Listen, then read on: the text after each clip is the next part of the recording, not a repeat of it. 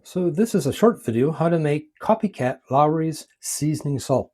And it starts with 1 tablespoon of salt, followed by 1 tablespoon of celery salt.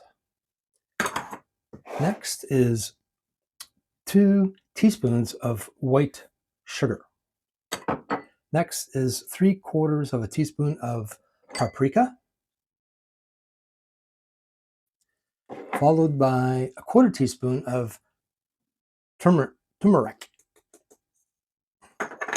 quickly followed by a 1/4 teaspoon of onion powder, and then a 1/4 teaspoon of garlic powder, and the last ingredient, a 1/4 teaspoon of cornstarch.